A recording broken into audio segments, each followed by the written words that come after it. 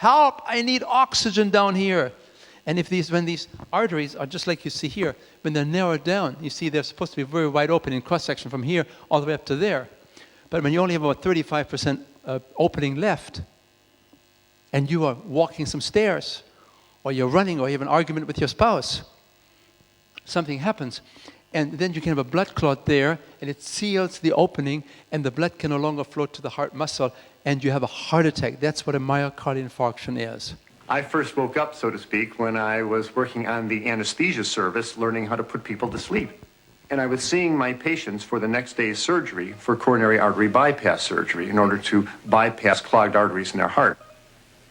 Because it was late at night, I drew the man's blood test, and when I took the blood to the laboratory and had it processed, I couldn't believe my eyes. Now, normally, this liquid layer floating on top of the blood clot is quite transparent. It's a yellow, but quite clear. You can see right through it. The blood in this patient's tube, however, was anything but clear. The serum floating on his clot was thick and greasy white. It looked like glue. In fact, it stuck to the sides of the blood tube when I shook the tube. I went back to the patient. I said, Mr. Phillips, did you eat before you came to the hospital tonight? He said, yes. I said, what did you have? He said, I had a cheeseburger and a milkshake. And when he said that, I realized that what I was looking at in his tube was all the fat in the beef burger, all the butter fat in the cheese, and the butter fat in the ice cream and in the milkshake. And all this fat had oozed out into his blood and actually turned his blood fatty. Well, 30, 40, 50 years of keeping your blood very fatty creates changes in the blood vessels that are very dangerous. Over the years, arteries can become clogged with fatty material. Then a blood clot can form, blocking the blood flow completely. If the artery leads to the heart, the lack of oxygen can cause heart muscle to die. That's a heart attack. If the clogged artery leads to the brain, the patient has a stroke. The next morning, we took Mr. Phillips to the operating room, and I put him to sleep, and the surgeon opened up his chest. And from these arteries, he began pulling out yellow, greasy deposits of fatty material called atherosclerosis. Tell me what you saw there. What does atherosclerosis mean? Tell me in your own words.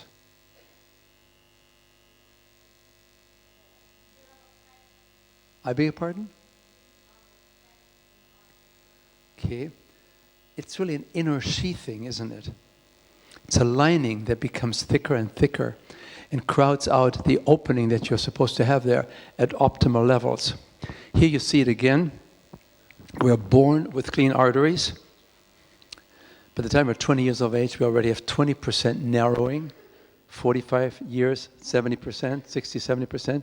You're 70 years of age, you have 90% narrowing. You may have no symptoms. You could have some symptoms when it's about 70, 80%. Usually we get some chest pain, but it doesn't have to be. Sometimes you get some angina pain, but sometimes people still have had no chest pain and they have 90% closure, and it's just one moment. At the doctor's office, they leave the office, they die of a heart attack because they got the bill. No. See? It's unpredictable. And so it's very important that we begin to realize that we need to make changes now. As a matter of fact, you can take two mothers who give birth to stillborn babies, and then somehow the babies are being exchanged by mistake, and they don't know which baby belongs to which mother. Well, one mother was on a very healthy diet, the other one was a typical American diet. They look at the aorta, they do the autopsy. They look at the big vessel in the baby's heart, in the body, and they can tell from small fat buildups already before the baby is even born, because it's reflective of the mother's diet. So we need to really teach these kind of concepts early in school systems.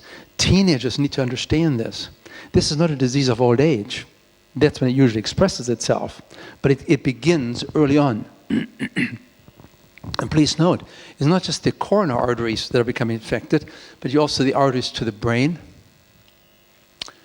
memory loss, hearing loss, visual loss. It's the same disease to a large extent. It's called atherosclerosis, where these very fine vessels, they are no longer functioning at optimal levels. And so there's not enough oxygen and nutrients coming to the data centers, like the brain that stores information. And so the memory begins to lag down. But there are other factors too, but that's one of the main factors that is contributing to it. And then you can look here at the coronary arteries, of course, we talked about. The kidney arteries, they become narrowed down. Kidney disease is very common today, partly related to the diet that we have. And then, of course, in men, there's an enormous increase in ED. And of course, you know what ED is, erectile dysfunction. We used to call it impotence. And now we have 45-year-old men, they're impotent. And people say, well, they probably have some guilt issues. Well, that can happen. Or they have some neurological issues. Well, that can happen. Or they have marital problems. That can happen. They're all there. They can play a role. But the major, probably 60 to 70% of all the ED is related to the penile arteries in men getting narrowed down to the point where you can no longer sustain the blood flow and everything goes pudding. Are you with me? From firm to flabby. And this is an artery disease to a large extent. Of course, smoking doesn't help because smoking also causes the arteries to contract. And then, of course, the big one is diet. So the American diet, the Western diet, the Australian diet, you know, the diet that we are pushing into these southern Caribbean islands there, it's just absolutely, the results are very consequential. So when we have these atherosclerotic processes, we have to worry about heart attacks, angina, this is strokes, senility, hearing loss, visual loss. High blood pressure is related to it because it affects the kidneys, gangrene affecting the feet, especially of diabetics, impotence, claudication, and some other diseases, all related to one major underlying disease process called What does it mean? Narrowing and hardening of the arteries. And it affects the large arteries in the body. What's very interesting to me is that for every one of these kind of expressions of the disease atherosclerosis, you have a specialist. So you have a specialist for brain disease, you have a specialist for heart disease, you have a specialist for kidney disease, you have a specialist for penile problems, you have a specialist for diabetes that affects the toes there with the gangrene, and it's all the same disease. And the other thing is that once you have this disease affecting some of the large vessels, in very short order, they're affecting all of these. Have you ever noticed that? People are turning 55, 60 years of age, they have first heart disease, and then they have kidney disease, and then they have something is happening, anything below the belt. You're following me, right? And then the eyes, and then the ears, and my memory, oh my goodness, where are my keys? Where's my car? You're my wife? Really? No.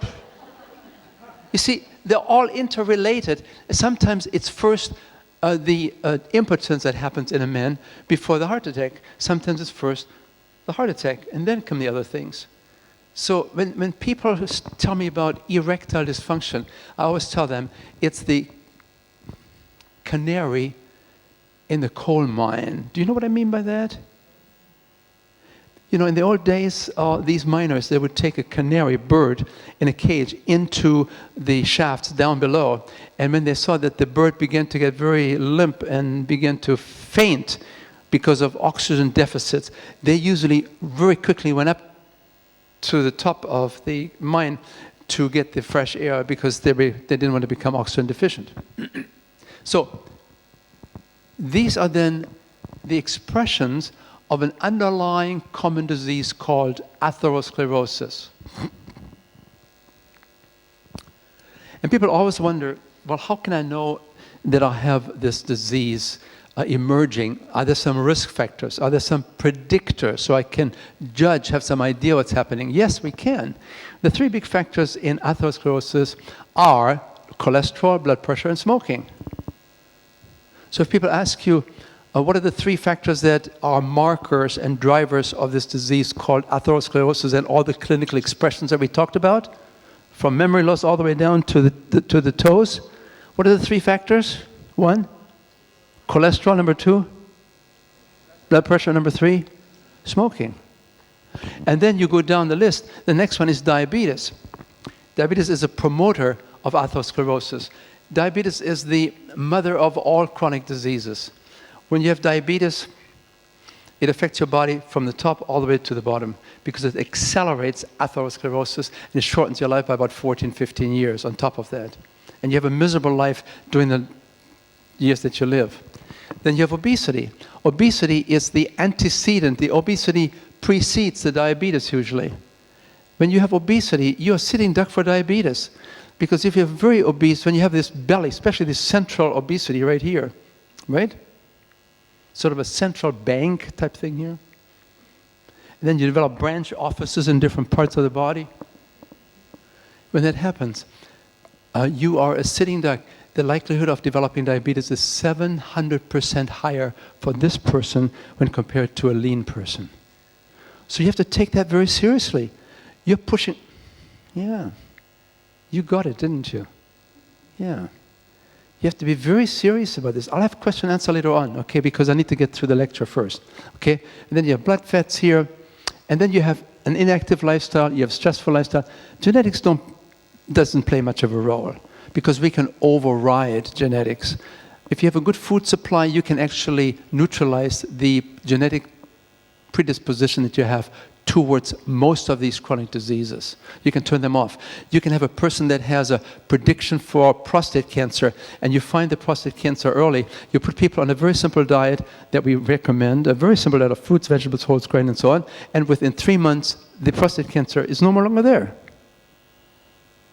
I mean, this is voodoo medicine, some people thought. No, this is scientific medicine. I just listened to a lady physician that worked with Dr. Ornish. This lady gave the lecture last week at the National American College of Lifestyle Medicine convention, and she is a Nobel Prize winner for documenting that you can turn off 500 oncogenes. That means 500 genes that code for developing cancer. You can turn them off, and they will not have any effect on you. This is brand new stuff. The power of food. Food as medicine. Now, let me give you some idea here. So if you have a very high cholesterol of 7.8, that's very high. If you have blood pressure of 160, you're a smoker, you have diabetes, you didn't pass a treadmill test, and you are 35 years of age, you're a man, the chances of having a heart attack in the next 6 years is 140 times higher with this profile when compared to low cholesterol, less than 3.8, low blood pressure, no smoking, no diabetes, and so on. And we can make those changes here. We can do something about these things. We can do something about diabetes. You don't have to be a diabetic. Diabetic is largely a self-chosen disease. Well, you say, I didn't want to choose that. I didn't know. Well, it's culturally promoted. The culture says, eat, drink, and be merry. Yes, I know you avoid, but don't worry about it. And they can do some kind of a special surgical procedure or some liposuction and so on, and you'll be okay. No, no, no, no, no, no. We need to become aware that these risk factors like cholesterol 7.8, they drive this disease called atherosclerosis and all the other clinical expressions that we talked about. And remember, there was a lady that said many, many years ago, perfect health depends on perfect circulation. How did she know this? They had no idea about cholesterol in those days when she wrote these things. Perfect health depends on perfect circulation. Arteries, clean arteries, that's what you want. Spirituality. The spirituality is centered in the forebrain. When you have some of the arteries being clogged up, they can no longer deliver the nutrients that you need for the forebrain. Do you see that there could be a relationship to spirituality and diet? Do you see that? Powerful.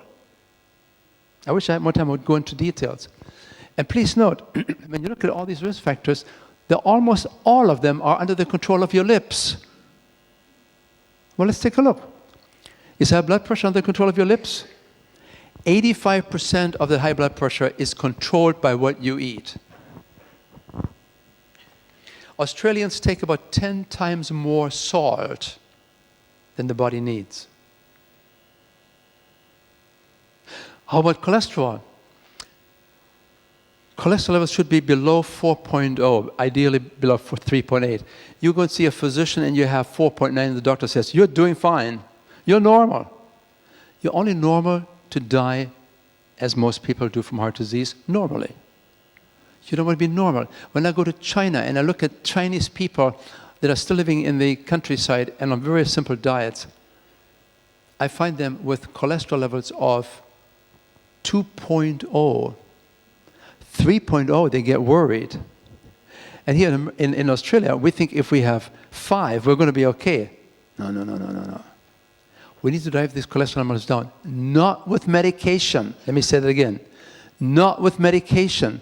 Because if you have not had a heart attack and you're getting these medications prescribed to drop your cholesterol, it drops it, but it doesn't protect the heart. It just makes the numbers look good. Now, once you had a heart attack and you take these medications, they can actually help you. There is some benefit to it. So we're not debating that issue. But the idea that you can lower your cholesterol with medication so as to prevent a heart attack, and then you will be protected, there are a lot of questions about that. A recent article said it takes 100 men to take these drugs, statin drugs, for 5 years at a cost of $500,000 US. And you take these 100 men and they take these drugs for 5 years faithfully. At the end of 5 years, they have saved maybe 1 heart attack. Folks, you can do that with a diet in just a few weeks. And you can save $500,000. So we took a look at diabetes now. Here again, diabetes was pretty stable, and all of a sudden, 1985, it went straight up. So that in the last 30 years, diabetes has increased by 300%. Ladies and gentlemen, this is very important for you to understand, because geneticists tell us that it takes about 300 years to change the genetics in a society. Now, if it takes 300 years to change the genetics in society and to increase diabetes, this happened in 30 years. This didn't take 300 years, which questions the idea that diabetes is related to genes. Genes do not drive diabetes. Or you might be at a higher risk for developing it, yeah, but you don't have to develop diabetes if you overwrite some of the genetics that we talked about. If you maintain your weight, there is no need that you have to develop diabetes. It's very, very, very rare that a lean person, I mean, when I went to school, it's a few years ago, we were taught if you have a 60-year-old person that is fat, be sure you take their blood sugar because they're probably diabetics. 60 years and fat. Now we're looking at people that are 50 years and overweight, 40 years and overweight, 30 years and overweight, 20 years and overweight. Now we're looking at 16-year-old teenagers. They are fat, they are large, and they have diabetes. This was restricted to 60-year-olds about 50, 60 years when I went to school. So this is no longer a genetic disease, and therefore people shouldn't, well, my grandfather had it, my grandmother had it, so therefore I have it, right? Right? That's what I hear this all the time from people in my audiences, and they said, well, you know, a big lady, you know, she raised her hand, sir, I have an argument with you. You have not talked about the importance of genetics in obesity because my grandfather was obese, my grandmother was obese, my father was obese, my mother was obese, I'm obese. And I just ask a very simple question. Do you have a dog? A dog? Do you have a dog? Yes, I do. Is the dog overweight? Yes. Oh, is this genetics? You better not. Argument settled. So we have fallen into the trap that we think we cannot help ourselves because we are predetermined to develop diabetes or heart disease or obesity. Not true. It's not in the genes. It's in the decisions that you make, how you use fork and knife. Just to give you some idea when it comes to diabetes, I mentioned to you that diabetes is accelerating atherosclerosis. So therefore, you have number one, blindness in the eye. Number one cause of blindness is atherosclerosis affecting the eyes. Kidney disease is 18 times more common in diabetics because it affects, the atherosclerosis affects the kidney vessels. Heart disease and stroke is 2 to 4 times more common in diabetics. Impotence, oftentimes the first sign that the arteries are becoming narrowed, and then you have to worry about foot and leg amputations. The number one cause of amputations is diabetes, and then you still have to worry about hearing impairment. Folks, these are largely self-made diseases that we never understood, that we have some control over.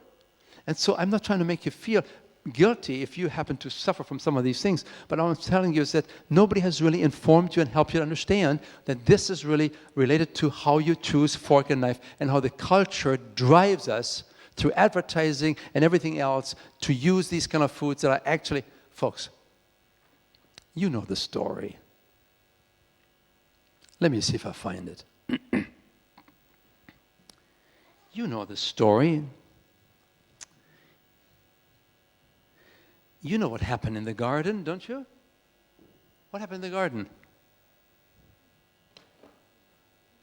It was one food, wasn't it? Right? It was a mango, wasn't it?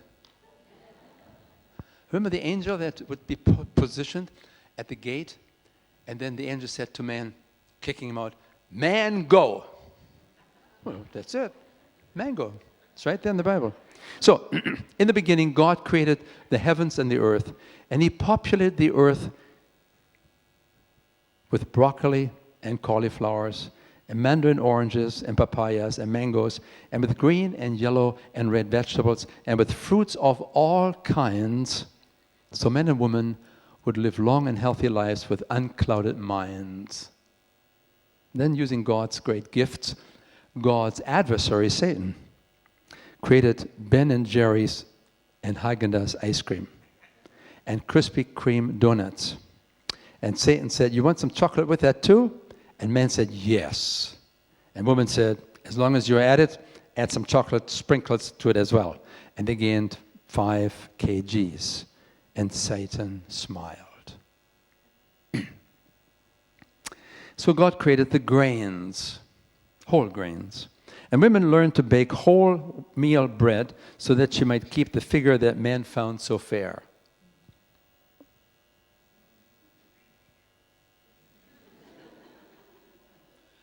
We have the same idea.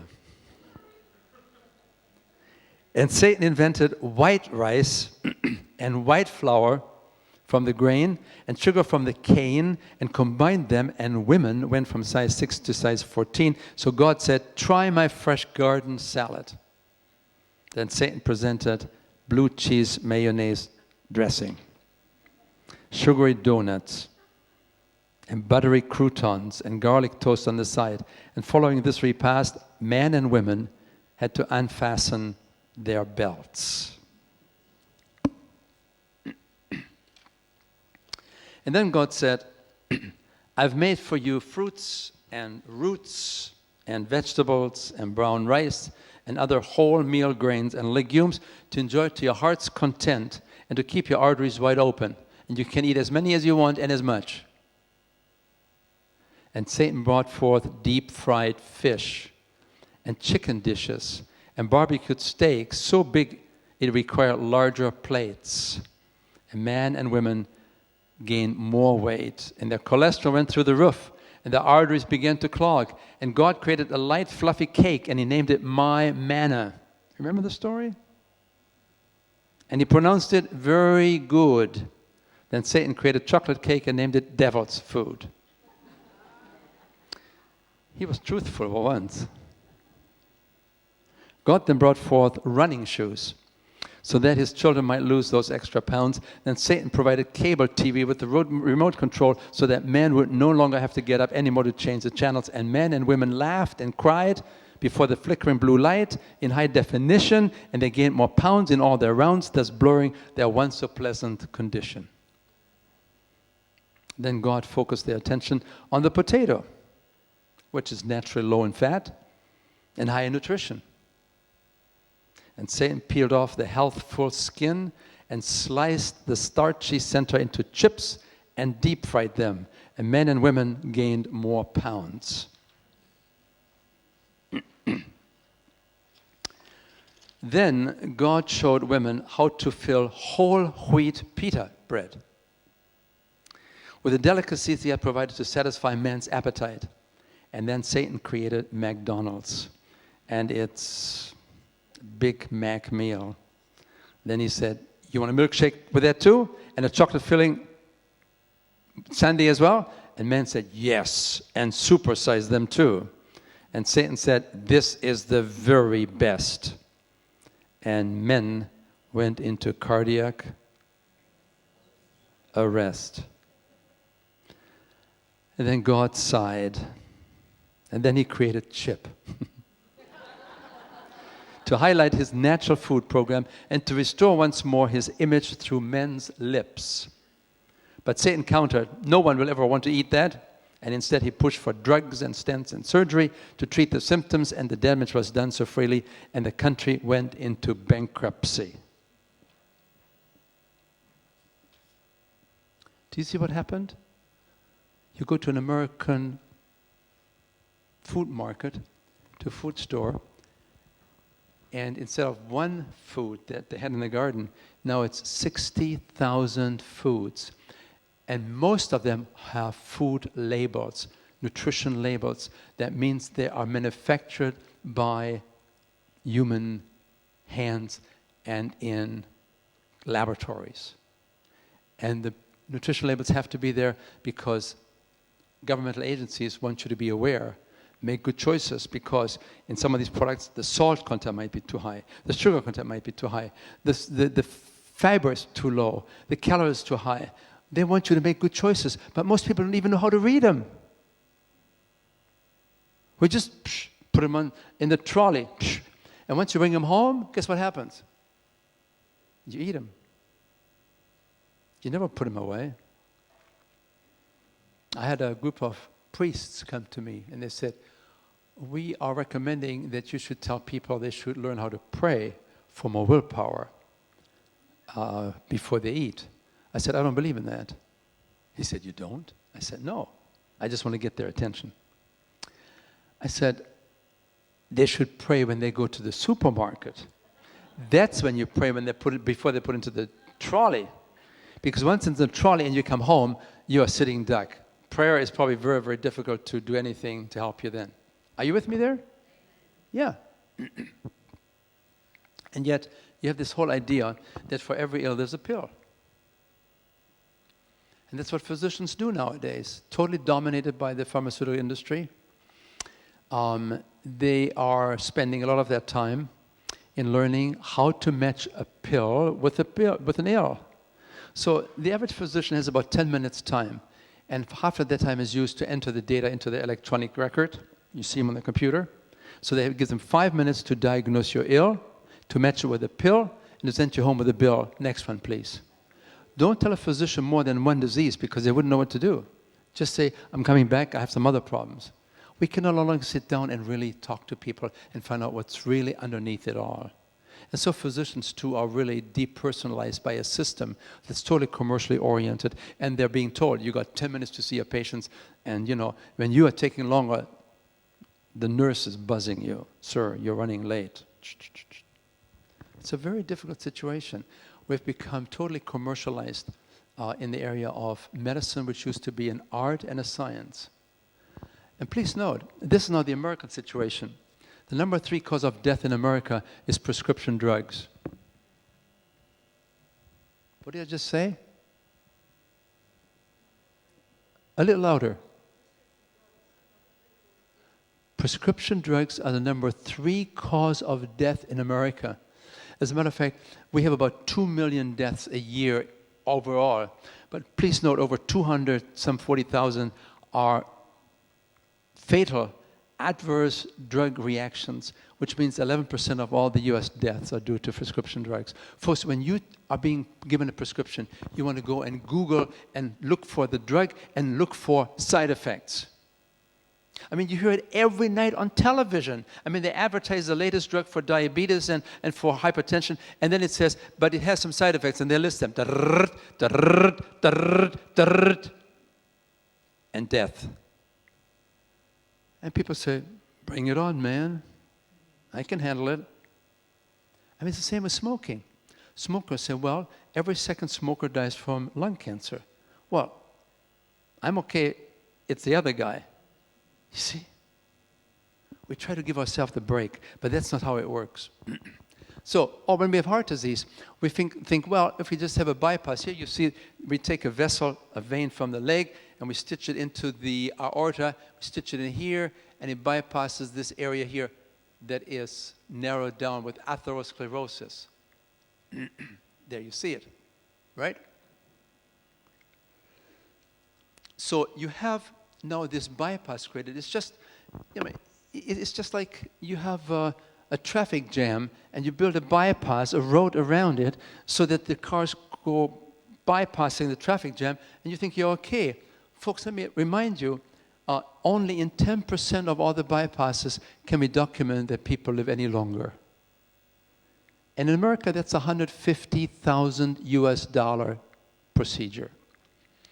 Please note, these vessels that are taken from the leg and then stitched into the arterial tree, within 2 years, 40% will no longer work. What did I just say? When it comes to bypass surgery, 40% of these bypasses no longer work within 2 years. Why is that?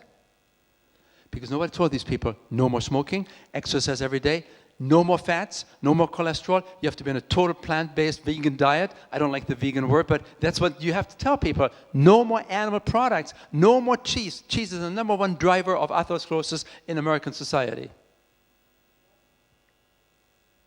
Did somebody say what? Yeah, wow, is right. And we as Adventists, we are vegetarians, pass the cheese.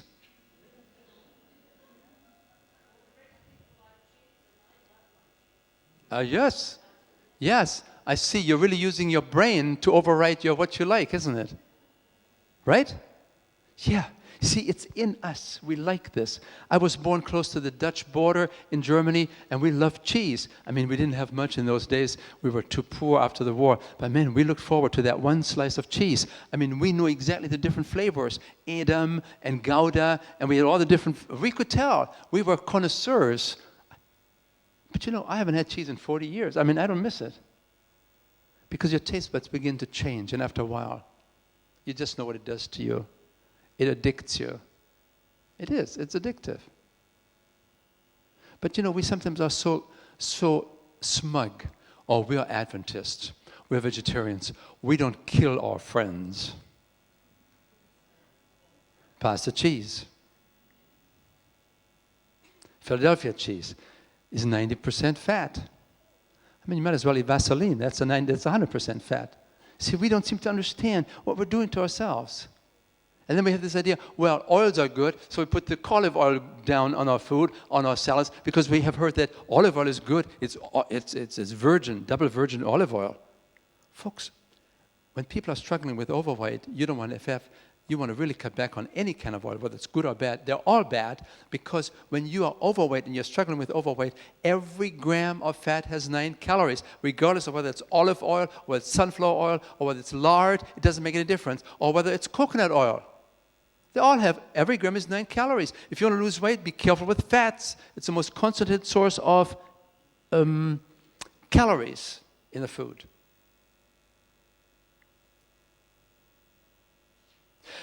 And then we fall prey to all these fads. The current fad that we have had now for the last 8-9 years is gluten sensitivity. 97% of the Americans think that they shouldn't eat gluten because it's gluten sensitive, and they have all kinds of problems because of gluten. It's only 3% of the people that actually are applicable, where that really is true. The other 94% is all fad. It's all marketing. The latest fad now in America is coconut oil. Coconut oil is the most saturated fat, and I'll talk about that later a little bit more. The more saturation a fat is, the more danger it is for creating the liver to produce cholesterol. And the more cholesterol in the system, the more cholesterol in the arteries, the more arteries are being plugged up by cholesterol, the more likelihood you have all these diseases that we talked about. Olive oil is 15% saturation. Just to give you some idea, beef tallow, beef fat, is 50% saturation. Remember, the higher the saturation number, the more powerful it is to drive the cholesterol made by the liver. And then you come to palm oil, that's 80% saturation. Then you come to coconut oil. That's 92.5% saturation. I was in a program in Fiji a few weeks ago, and in an Adventist church, and they said, "Oh, I just bought 5 gallons, of whatever, 5 liters of coconut oil because it's the way God made it." I said, no. God made coconuts, not coconut oil. God made corn, not corn oil. And when you eat corn, you get the oil that's in the corn, and God knew exactly how much to put in there so it doesn't harm you. It's a wonderful concept of what God is like to help us. And yet we take it out, and now we concentrated it. And so the American Heart Association a few months ago had a policy announcement. And they said, we recommend to Americans they should take more coconut oil. They can use it on their skin and on their scalp, but never inside the body. I know what's going to happen when I leave here today. You'll be waiting for me in the foyer. Is that really true, doctor? Are you really sure about this? Absolutely, 100%. The higher the saturation, the more it drives the liver to make cholesterol, the more heart disease you have.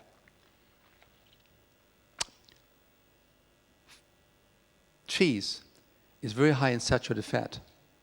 That's why cheese today is the #1 source of promoting heart disease in America and probably also here in Australia. You've heard of stents, when you can open up. Now the recommendations from the professional societies is that you should not have a stent unless it's within 1 day, within 24 hours of a heart attack.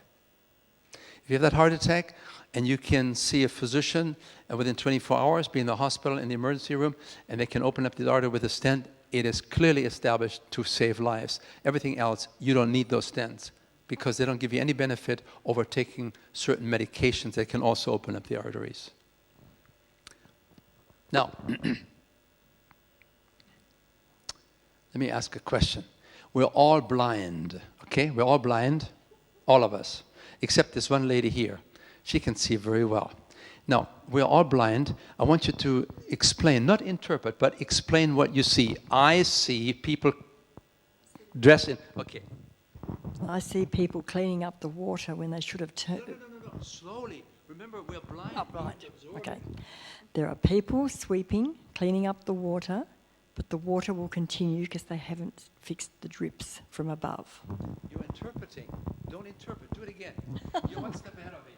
I see people dressed in green. Green, yeah. There's water On the floor, which and they all have very special mops. Yes. And they're trying to keep the floor dry. Yes. And they even pass out Umbrellas, yes. Because the water's coming from above, from Yes. some Pipes. pipes that are leaking. Leaking, yes.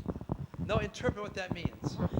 You already done it very well. Right. So they've got the ambulance at the bottom of the cliff instead of the fence at the top.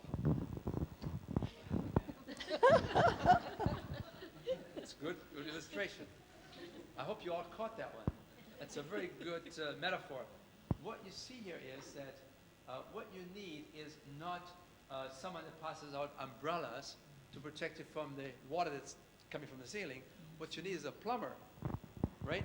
This is here the medical system, right? The men in green, they have electronic mops. They have beautiful degrees, certificates on the wall, so they are expert moppers. But folks, that's not what you need. You need to have someone that takes care of the cause, because this is just passing out Band-Aids, isn't it? Because they can mop day and night, and they get paid very well for it, so they do it. And you say, well, let me get a plumber, and we can seal this thing off. Come to a CHIP program. I say, what do you mean CHIP program? You cannot stop this. I mean, we are the experts. No, you can stop it. Of course you can stop it. We're plumbers. We are the plumbers that are educated to know what to do. We do something about our diet. We do something about our exercise. We do something about being a nice person. We treat our spouses better than ever before. True or false?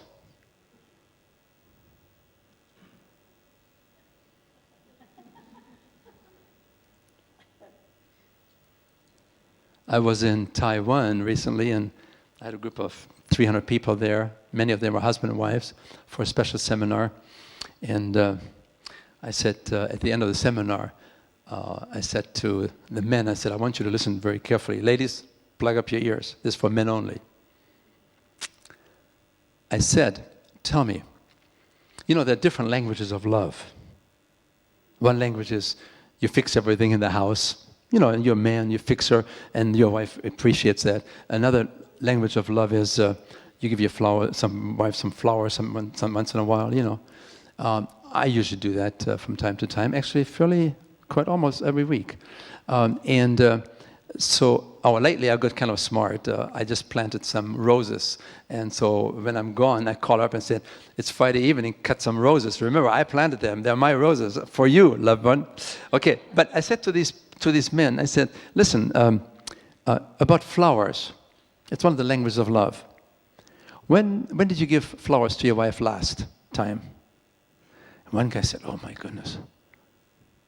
When we got married 37 years ago. I said, shame on you. And then another man raised his hand and said, no, I give my wife flowers on Valentine's Day. This is in Taiwan. They have Valentine's Day. I said, I gave her Valentine's Day flowers. And she said, tell him what year it was. Now, I don't know what it is, but my wife purrs like a cat. When I get up in the morning, I look in our garden and I see what can I give her today. I have many, many, many vases. You come to our house, you see probably 30, 40 different vases for every size of flower that I can find. And I put it on her kitchen. Now cook for me today. No. Actually, I cook 1/3 of all the meals in our family. Usually the breakfast, because it's the easiest. But you see here, this is America, 1960. 1960, we spend, there's something wrong here. We spend 5% of our income on medical care. Today in America, 2020, we'll be spending 20% of our income on medical care. We spend 4 times more money adjusted for inflation and everything else. Here we spend 5% of our income on medical care. Now we spend 20% of our income on medical care. And the American life expectancy is going down in the last 3 years because of the excesses in our diet that is being pushed on us by advertising and sales, type things. So here's Dr. Simon, an attorney. She says, our diet-related disease epidemic is fueled by the powerful meat, dairy, and junk food industries, supported by government policies that place profit over public health. In Germany, where I'm from, the government would not educate the people that smoking was dangerous because the taxes on tobacco were so high that it funded the whole military enterprise in Germany. They didn't want people to stop smoking because besides, you live longer and then we have to pay pension and social security and everything else. I mean, you see, these are very macabre considerations that politicians sometimes use to justify what they do. Okay, so I said to you, it all began in 1975, right? I said the big revolution. We shifted from potatoes to potato chips, from slow food to fast food. We talked about that this morning. And here you see 1972, the beginning of fast foods, and you can see the dramatic change in the revenue of these industries. 48% of the food dollar in Australia today is spent on eating away from home. As a matter of fact, particularly in America, we have become illiterate when it comes to being able to cook. They don't have a clue. I don't have time to spend time in the kitchen. I said, my wife can cook a meal in 20 minutes, face down. No problem. I'm on an airplane ride. I meet someone next to me. He's coming to the university, and it's about lunchtime. And I said, hey, you're just a nice person. Can invite you to have, a meal at my home. I called my wife up. It's 20 minutes from the airport to the home, 20 minutes to go. I said, honey, oh, yeah, I know what's coming. Yeah, you're right. I'm going to bring someone home with me that I met on the airplane. Do you think you could have a meal ready in 20 minutes? Done. That's it. Especially when you have microwave oven and some of these special devices that you have nowadays. It's very easy to do. And I think the microwave ovens are fairly safe, contrary to what sometimes some people feel about. I'm very respectful of what their opinions are, but in general, from our point of view, it's probably very safe. I mean, we have had them for over 100 years now, just about. So this is the most important slide, because when you buy food, the calories come from fats, from sugar, from starch, or from protein. Okay? So when you have some carrots or when you have some potatoes, you can figure out some of the calories come from starch, some of the calories come from, there's very little fat, of course, in a potato, but a little bit comes, again, from fat that's in a potato. And then also, you have protein in potatoes. Quite a bit, actually. When you have beans, you're loaded with protein. You never have to worry about protein insufficiency if you leave out meat. Meat is a high-fat food. You want to have some high-protein food? Eat some beans. Excellent. High in fiber, especially for diabetes. Excellent. So this is now a poor farmer that lives on a very simple diet. And you can see most of the calories come from the green color, which is starch, right? So what do you think a poor farmer would eat in Mexico? Any idea? Beans. No, beans, that's starch, right? It is. What else? Corn. Corn, that's starch. Rice, that's starch. Potatoes, that's starch. So these people eat a high-starch diet. All civilizations have lived on a high-starch diet. The Chinese Empire was built on rice, which is starch. The Roman Empire was built on wheat, which was starch. The Aztec Empire was built on corn, which is starch. So you see, but in our society now, we have this idea, don't eat starch, it's fattening. Where does this come from? Let's take a look. I come back to this. So the Mexican farmer, a poor man, who basically lives on a diet that's very high in starch, but please listen carefully.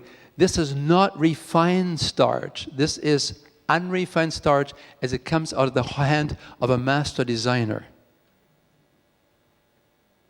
in the form of corn, potatoes, brown rice, these kind of things, right? Beans. Then the farmer now moves to Mexico City. He leaves his family behind and he says, look, I'm going to get retrained and I'm going to send the money home for the next 2 or 3 years and then we can move all together to the big city and have a good job there and the kids can go to college. Okay, so here's what happens.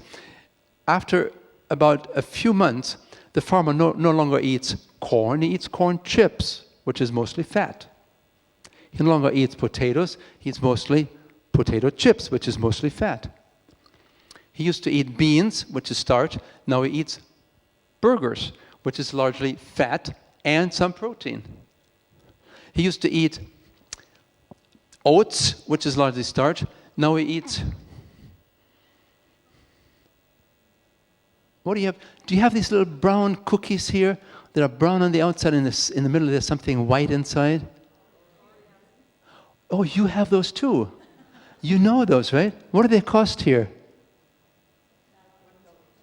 How much do they cost? How do you know this? See? So he no longer eats oats, he eats Oreos, which is high in sugar and high in fat. And so gradually his diet begins to shift totally. The diet distribution of these energy carriers is mostly fat, mostly sugar. The protein has gone up 2 or 3 times, and the starch that he eats now is no longer whole, unrefined starch, but refined white flour starch, as you eat in cakes and pastries and, these kind of things, cookies and so on. The diet has changed totally in the last 30, 40 years. And it has been so subtle that people have not realized what has happened, especially people in the Adventist church. We think, well, we're vegetarians, and you eat all the junk food. And you don't think anything about it because, I'm a vegetarian. I'm lacto-ovo-vegetarian. Pass the cheese, Pass the eggs, we're doing fine. Do you see, it's a very subtle deception that has crept into the church. And then when somebody like me comes, and I'm trying to help you to understand, you think to yourself, he's kind of radical, isn't he? I'm not. I'm the nicest guy you can ever meet. But you see, the food supply has gone from here to there, from the way God designed it to the refined foods here, plus all the animal products. Are you with me there? And you say, well, okay, I'm cutting back on, I'm not going to have 5 eggs a week anymore. I only have 3 eggs a week. So you go a little bit over. So you move the needle a little bit. Okay, we won't have that much blue cheese dressing anymore. I just use half the amount. So instead of going from to here, you go a little bit to this. It will never change your disease. You are just wasting your time because you need to move it further if you want to reverse the disease. If you want to be preventing the disease, it's okay to make the move more and more and more. But if you want to reverse, don't play around. Don't do it. It's not worth it. You spend more money and you don't get any results. Okay? Am I coming through clearly? So please don't have the idea that I'm very radical. I'm not. I'm trying to help our church members to understand God has a wonderful plan for us. And the further we move in this direction, no, I shouldn't say, this is the food supply today. This is God's plan. The further we move in this direction where God wanted us to be, the greater the benefits of the dietary lifestyle change. Small changes don't amount to much. Larger changes are fabulous. You go to any CHIP program and they'll tell you, my cholesterol dropped by 30%. That's what you do with medication. But in this case, it works. With medication, you just have good numbers, but it doesn't really change the disease in the heart. So this is a very, very important concept here. This has to do with the income of a society. The more income you have, the more you move into the diet that is refined food and high in animal products. These are the two things. This is God's design. This is man's design. You can see the more money comes into a society, the more we move in this direction. This is Australia. This is New Zealand. This is Hong Kong. This is Germany. This is England. You know, this is America. This is Canada. And then you have societies, and this is now Fiji. This is Nauru.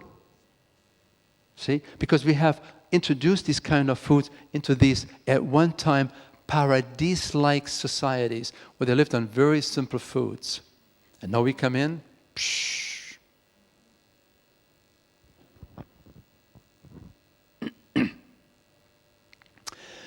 Let me just unpack this very quickly to give you some idea what happened to the sugar consumption. We have gone from 2 teaspoons to 30 teaspoons per person a day. Question, lady there in the second row. Do you think you eat 30 teaspoons of sugar a day? No, you don't. This is the average. That means your neighbor probably eats 40 or 50 teaspoons a day. This is just an average. I don't eat 30 teaspoons, so somebody's eating my share, right? So this is just an average. I mean, just think you have a soda drink that's 10 to 12 teaspoons of sugar right there. You buy some water with some fizz and a lot of sugar, and then you pay whatever you pay for, a Coke or a soft drink. I mean, and we waste our money. And before you know it, you say to your wife, you know, the budget doesn't work out so well. Can you add a few more hours on your job? Folks, you pay 5 to 10 times more when you go out and eat in the restaurant than cooking it at home. And we teach the people in the CHIP program, you can prepare a meal in 20 minutes. If you take more than that, you probably do too much refining, and you're working too hard on it. Meals should be very simple, and your taste buds begin to adjust after a while quite nicely, and you won't even miss it.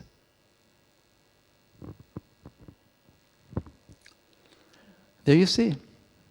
Family of 4, 4 drinks a week.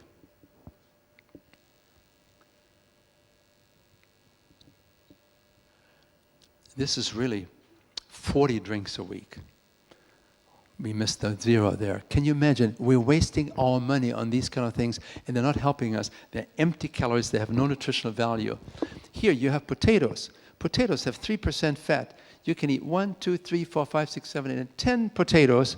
That's the same number of calories that you have in 1 tube of Pringles. You know Pringles? They're 63% fat. It has nothing to do with potatoes. This is fat. A little bit of potato starch to hold it together, lots of salt, and that's what people eat. I asked my medical students, how long does it take you to eat 1 tube of Pringles? You know, the large ones. They said, well, we just inhale them. They're gone. I said, well, give me some number. So they begin to talk about it, and they say, well, probably 13 minutes for a large Pringle, okay? So 13 minutes. I said, how many calories do you have in a large Pringle can, you know, in these tubes? He said, sir, we don't understand. We don't know. We don't take nutrition in medical school. We have no idea. I said, okay, you eat 1 tube of Pringles, that's over 1,000 calories. And you eat them in 13 minutes? Yes, sir. So that's 1/3 of a pound on your body within 13 minutes. Because that's what that is, 1/3 of a pound of fat. A moment on the lips, you know, right? And then I said, no, if you run out of Pringles and you have to eat real potatoes, how many potatoes do you have to eat to get 1,000 calories? This is 1,000 calories here, takes 30 minutes. And how many minutes does it take you to eat these 1,000 calories? And they said, sir, 10 days. Do you see how gracious God has been to us? He makes food in such a way that you cannot overeat on them calorically. I mean, you can only eat 4 cups of food. So you eat 3 or 4 potatoes, you're full. And what do you have? You have very few calories because they're very low in fat. And here you take 4 cups of chips. You may perhaps cut it in half, the tube, and you already have your 1,000 calories. It doesn't take any time. God knew how to package food. Man doesn't know. It's all on eat more and more and more. So when you eat these kind of things, they're addictive. The salt is making it addictive. The fact that it's high in fat gives a certain mouthfeel. They've studied that very, very carefully. Here, I talked to some medical students and I said, okay, so you're finally asking, you got the guts to ask her out. You've been eyeing this girl for some time now in medical class. You look around and you know exactly where she sits. And now you have the guts, you ask her out for a date and you don't want to be shabby. It's a first date, you love this girl. I mean, she looks great. And so now you get a big milkshake. I said, what are you doing? That's 2,000 calories. She only needs 1,500 calories for the whole day. What are you doing? Are you trying to fatten her for the kill? You're supposed to be scientifically oriented. You should understand this.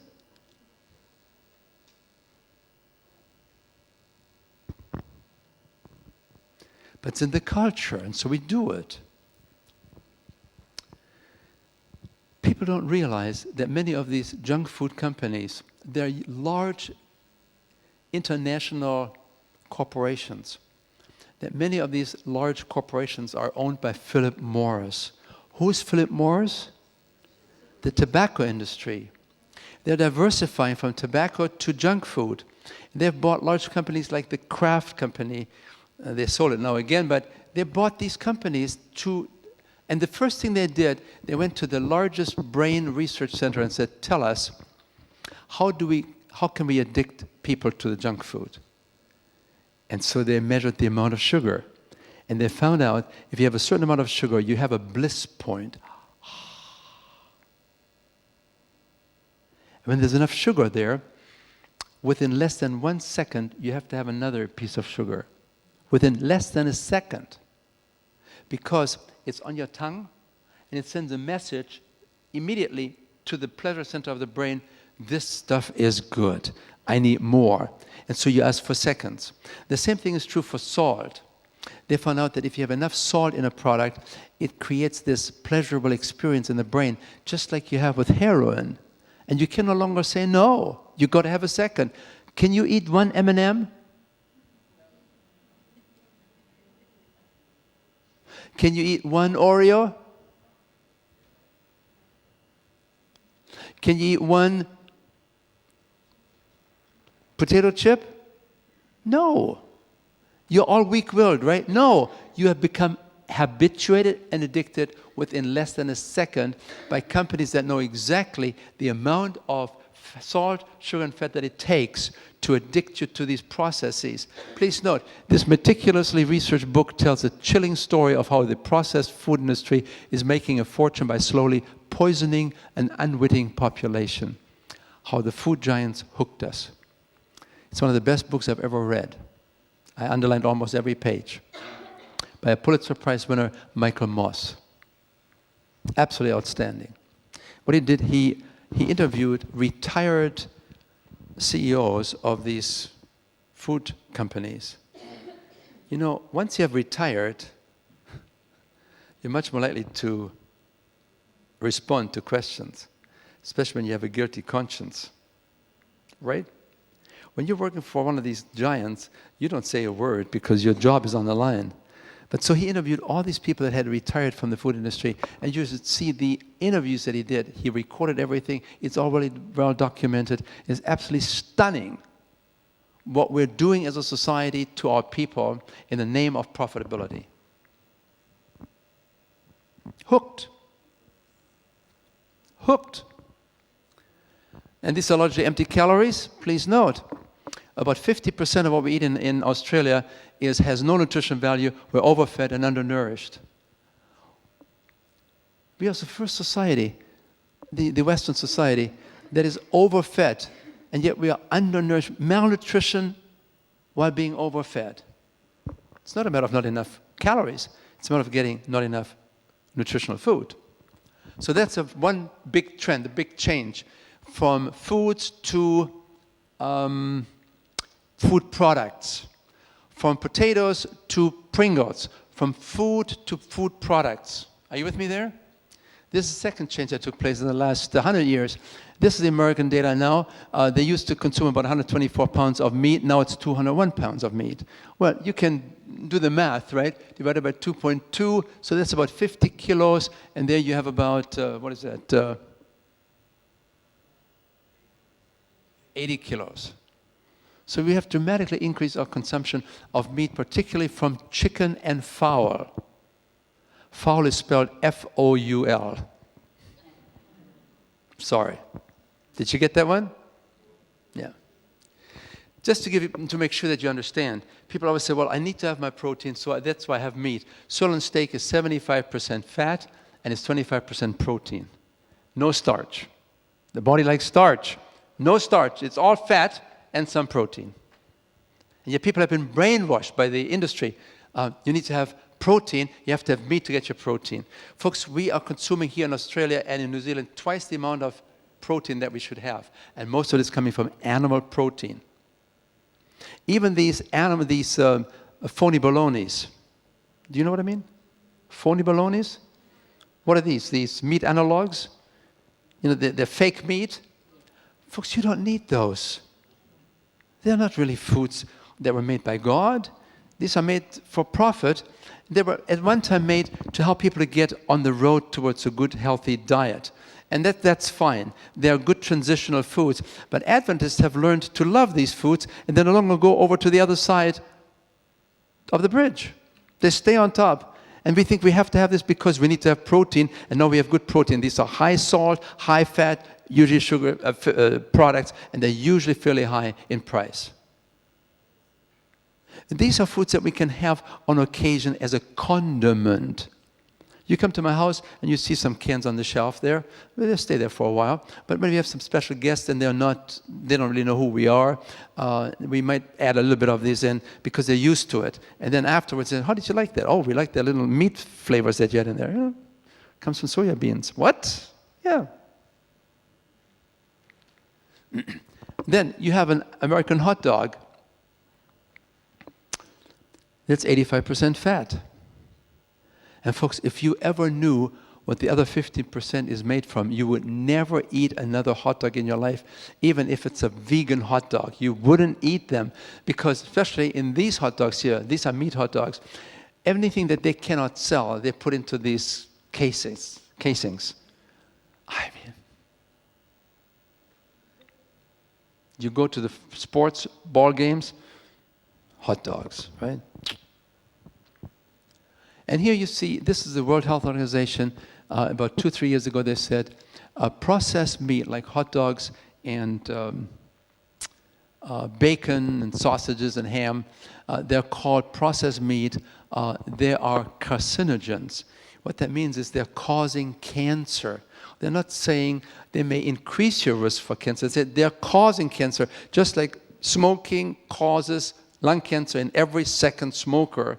So we know now that when you eat these processed meats, as you see here, like bacon and sausages and ham, you are actually, according to the amount that you eat, can predict the likelihood that you will probably develop colon cancer and cancer of the, colon and rectum.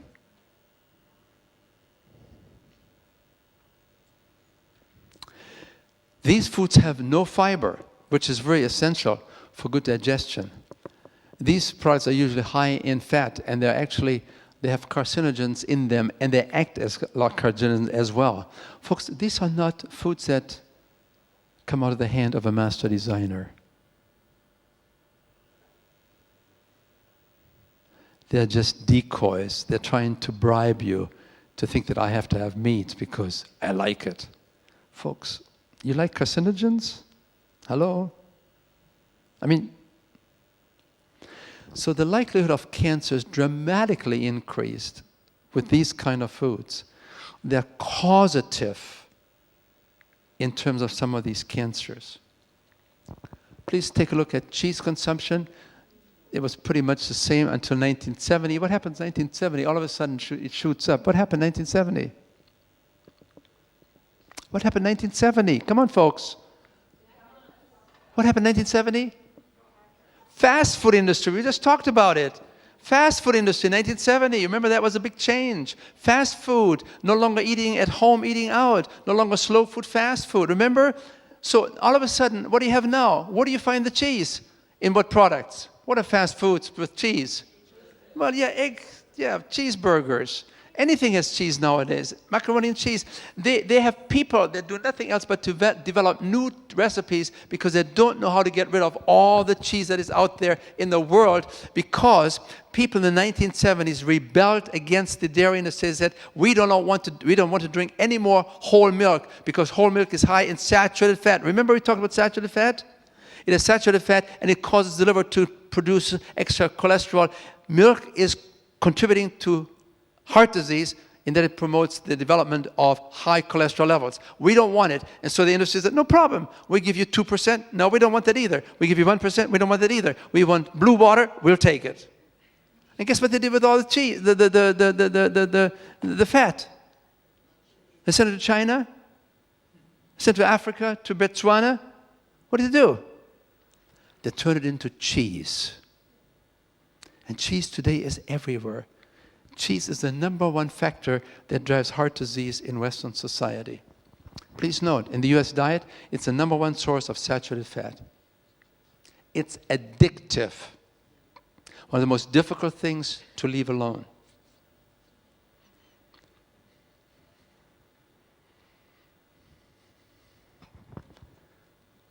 There's a book out called The Cheese Trap. It's a powerful book that shows that there are substances in milk and in cheese that causes the baby calf to always come back to the mother to get the feeding.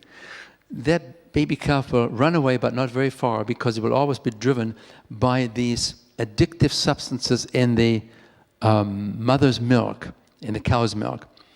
And the idea probably is here that when you have cheese, you have similar addictive substances in cheese that drives you back to cheese over and over and over again. It's like, So let me take you to Loma Linda. You know the blue zone. We talked about that briefly this morning. Why do these Africans live longer? One of the factors probably is their religion. The other factor is that they take a mini vacation every week. That's a great idea. I mean, shut down everything. right? But please note, it's also the diet. So they compared Adventist lacto-ovo-vegetarians with Adventist carnivores. So these are vegetarians that eat eggs and dairy products, right? You see they only have half the amount of high blood pressure, they have only 2/3 the amount of arthritis, they only have 2/3 the amount of prostate cancer, and they only have half of the amount of colon cancer. So what do you think is a good idea? Moving from a carnivorous diet towards a lacto-vegetarian diet, is that a good idea? Yeah, of course. Well, you just saw it. You know, it reduces the likelihood of these illnesses. It's only half as bad, 2/3. And then the government came to Loma Linda and said, can you do another study, a larger study that has more vegans in it? Because you have never done much studies on vegans, because the percentage of veganism in Adventists in the last 30, 40, 50 years was fairly small. These were just some very strange people in the church, you know. And so, but now it has grown quite a bit. And we now know that when you are following a diet that is without dairy and without eggs, you have the lowest rate of chronic disease. As a matter of fact, diabetes is 4 times higher in Adventists that eat meat versus those who are on a plant-based diet. 4 times more. Cholesterol numbers are 5 times higher in the people that are consuming a meat-added diet versus people in the vegetarian movement. The evidence is very, very clear. The further you move in the direction of a plant-based, whole food diet, the lower your risk that you develop these chronic diseases. Here's Dr. Willett from Harvard University. He said, well, we have known this for a long time, that the major determinants of our killer disease are dietary and lifestyle related. Okay? But we don't do it. Many of us know better than we do. True or false? True or false? True or false? You don't really want to admit this, do you? But you know, I need to say that too. You know, all of us know better than we do. And once we know and we don't do, we have to bear the consequences, right? You cannot blame God for it. Now, this is one of the studies that came out a year ago. Please note, they said you can avoid 48%, almost 50% of all the heart disease, stroke, and diabetic mortality. All you have to do is, listen, you can avoid 50% of the death rates of coming from heart disease, stroke, and diabetes if you increased your consumption of fruits by 3 times. Do you see that? If you increase your vegetables and legumes by 2+ more times. They recommend to take in about 400 grams of vegetables and legumes every day. In America, it's about 182 right now. They looked at nuts and they said we should eat more nuts and seeds. I mean, not too many, but it's, you know, a small handful every day is probably a good idea. And then they said we should increase whole grains by how much? From 21 grams to 125 grams. That's 4 ounces a day, 125 grams a day.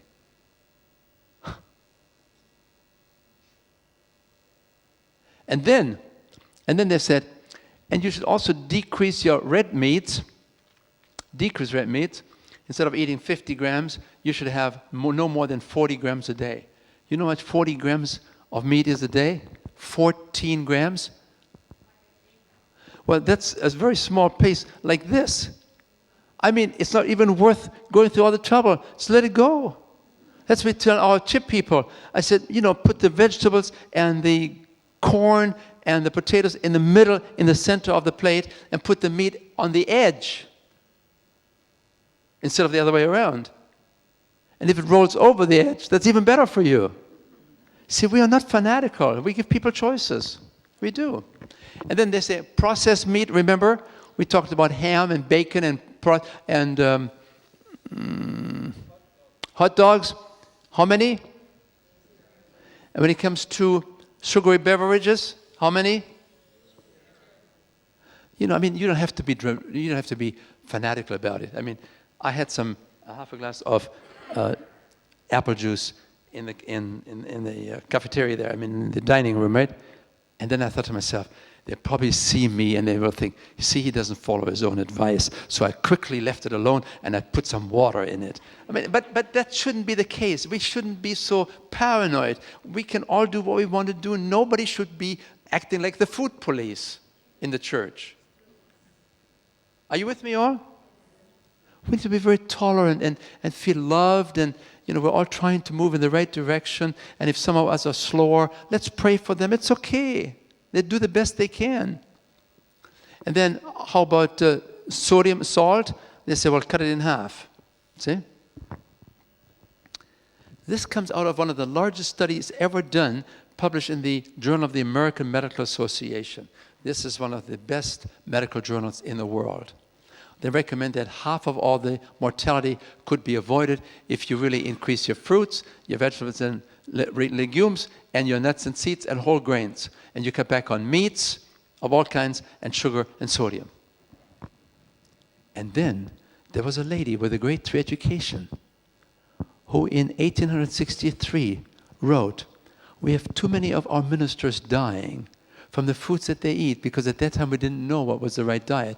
And she said, "I have been shown to eat a simple diet of fruits and vegetables, whole grains." They recommended 6 times more, remember? More legumes, they said 2 to 3 times more in the study.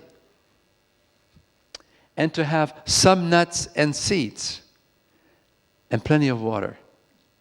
How did she know? Folks, we are blessed people. Let us go back to these special books that we have.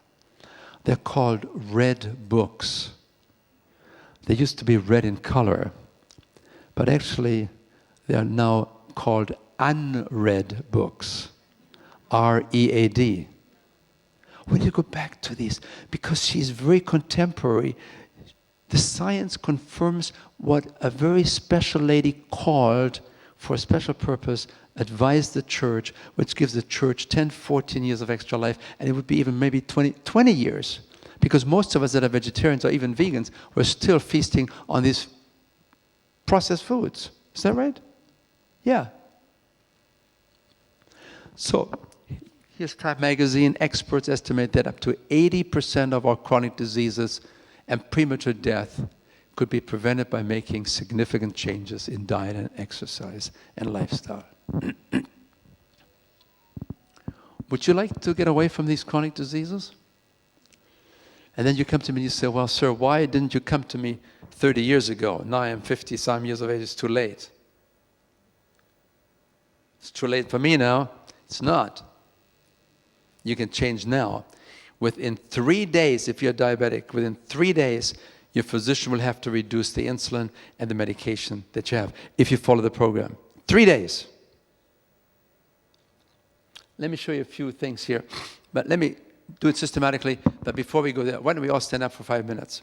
Okay, let's all stand up for 5 minutes. So we talked about all the causes towards disease. Now we want to talk about how to remedy these diseases. First study came out in 1951 in a British journal, and they showed that when the Nazi armies invaded Norway in 1940, this is the rate of heart disease, circulatory deaths. Within 2 years, it began to drop big time. Now, how did that happen? How did heart disease drop in this country of Norway? It's not that these people all got killed. No. The Nazis just walked in there and they took over, and they took all the livestock away from the people to feed the armies. And the Norwegian people had to become vegetarians overnight because the Nazis took all the livestock, and the Nazis were the best promoters of public health. That wasn't their plan, but that's what happened. And then people said, yeah, because heart disease dropped, diabetes dropped, high blood pressure dropped in Norwegian populations. And then people said, maybe it's the diet. And people laughed at this. Come on, diet has nothing to do with heart disease. Yeah, we still laugh at that nowadays. people that are not very well informed. And they said, well, okay, maybe you're right. Maybe it has nothing to do with the diet. So then, what happens then when the Nazis are gone and people go back to their original diet? What happens then? It should stay down, shouldn't it? If there's no relationship to it. But if it's related to the diet and they change the diet to the post-war diet, then it should go up, and that's exactly what happened. So you can manipulate the rate of disease by what you put on your fork and knife. We have known for many, many years, since 1965, that you can take monkeys, and in this case, monkeys, and you can feed them a typical hospital diet. You know what you can expect? 19 months later, the baboons have died from heart disease. Hospital diet. In the CHIP program, we always tell our people, never stay in the hospital longer than 19 months. It's a very dangerous place. They don't give you healthy food there. They don't know what healthy food is. They don't. They really don't. If you need to be in the hospital, bring your own food, or have somebody bring it in. You can ask for that. I mean, I'm serious about that. You can talk to the dietitians, they don't understand. They really don't. Because they get the orders from the doctors, who don't understand either. And so the dietitians become extenders of implementing what the doctors are telling them to do. Put them on a low-salt diet, which is a good idea. But they don't say anything, put them on a low-fat diet, put them on foods as grown diet. That's the key. Foods as grown. Foods as they come out of the hand of the master designer, simply prepared without all the addition of oils and grease and fats and sugars and salt and so on.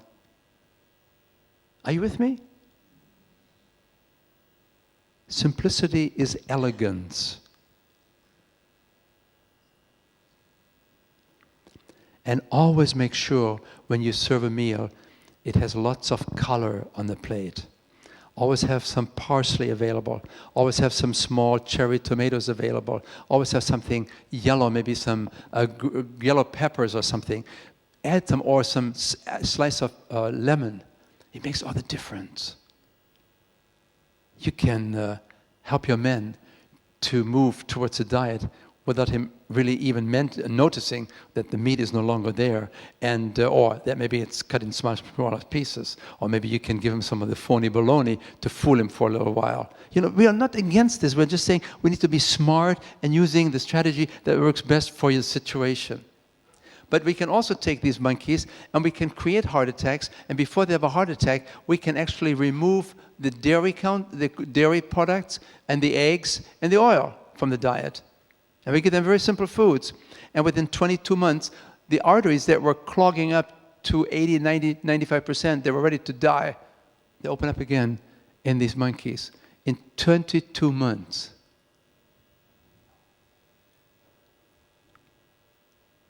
So you can create heart attacks in monkeys. They don't usually have heart attacks in nature. Just put them on a human diet, hospital diet. And then you can reverse the disease. All you have to do is put in a very simple diet. Fruits, vegetables, whole grains, legumes.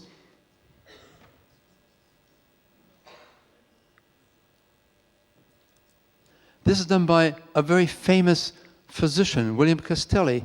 He's 96 years of age right now. He was the director of the famous Framingham study, which has been going on since 1949. He was the director there for many, many years.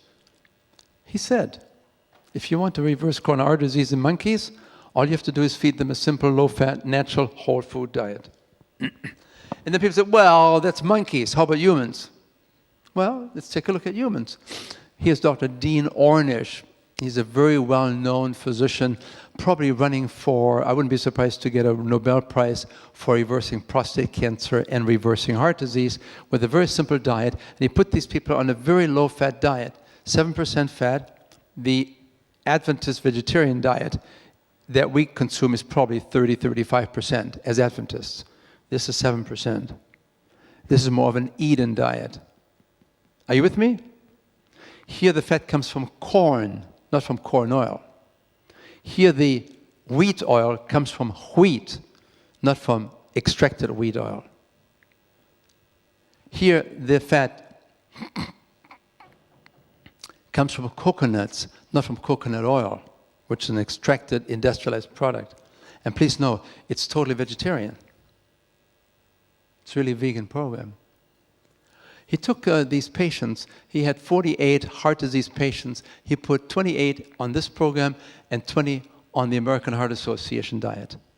Usually what doctors do, well, just cut back a little bit and don't have quite so many eggs and eat more white meat, eat more chicken, and then you're going to be all right.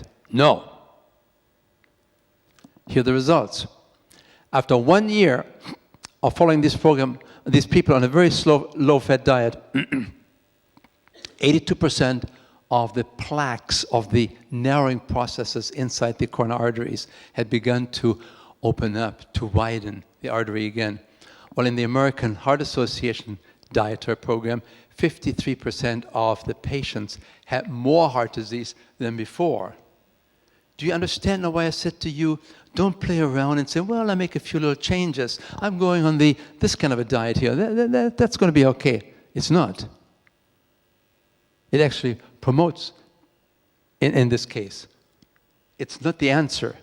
It might be somewhat helpful, but when it comes to reversing the disease, you have to be on this kind of a program. You know, he has been on Newsweek, he has been on the front cover of Time magazine. I mean, these are not just some people that do a little study on 5 rats to study their sex life. No, these are studies that involve large groups of people.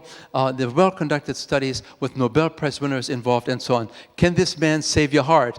Ornish has scientifically proven that people can open their blocked arteries without drugs or surgery. Instead of splitting people's torsos to replumb their hearts, he guides them through a rigorous lifestyle program. Can you imagine they open up your chest and you have pain for the next 2 or 3 months, you're in depression, post-surgical depression, you pay $150,000, and all you would have to do is make a few changes, eat more fruits, vegetables, whole grains, and legumes, and stay away from fats, oils, and grease, and cut back on the sugars and the salt, and make it a palatable experience that you will adjust to within 3 to 4 weeks. Are you with me? That's what we need to do. And what do you think physicians say? Oh, you don't want to have bypass surgery? You want to go to this lifestyle thing? That's too radical. The person, that's radical to me, isn't it? Yeah. And then it only works in 10% of the people. And then these bypasses close up again. What did we say? 40%? 2 years? Folks, I mean. Here's Dr. Esselstyn from the Cleveland Clinic. Somebody told me that they had a very good experience with Dr. Esselstyn. Is that person here? No. Okay.